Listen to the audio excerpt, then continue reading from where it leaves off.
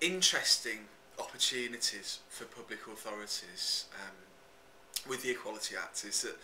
they get an opportunity to prioritise their equality goals,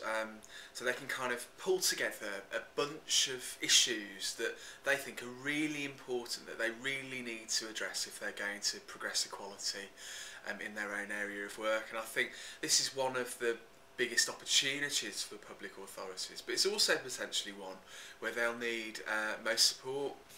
thinking through whether the evidence that they've got of about inequality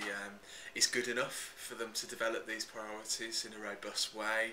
They'll need support to think through how they implement the law, because that's one of the biggest challenges, I mean, obviously with equality law, is that, you know, it's all very well saying, you know, that we have to protect groups, that we have to prevent discrimination and inequality,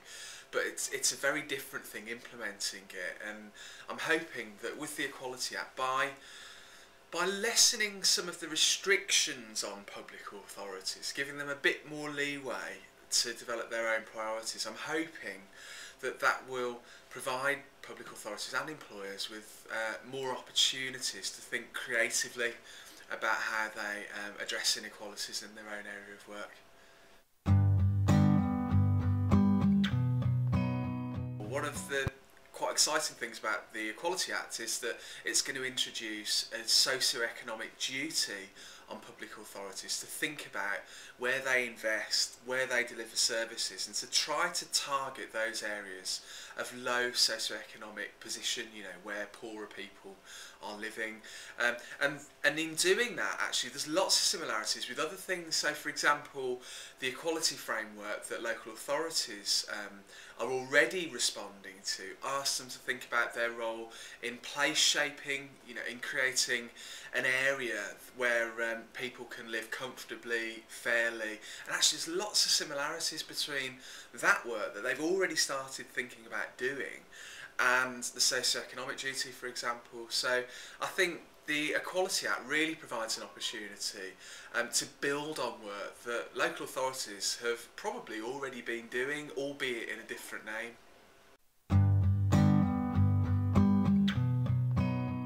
I mean, the Equality Act, it is very welcomed, you know, by lots of people working on issues of equality, and obviously the benefits of it will be felt by a much wider population than that. But it is a piece of law, you know, and if we look at, for example, the Equalities Review that was done a couple of years ago, what that found was that after 40, 50 years worth of equality law,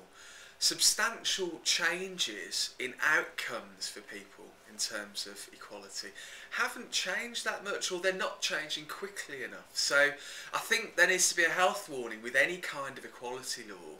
that actually it's only as good as its implementation, if you see what I mean. And actually what we really need to be thinking about now that we've got the Equality Act is how we implement it, and that's the kind of thing that brap supports people to do.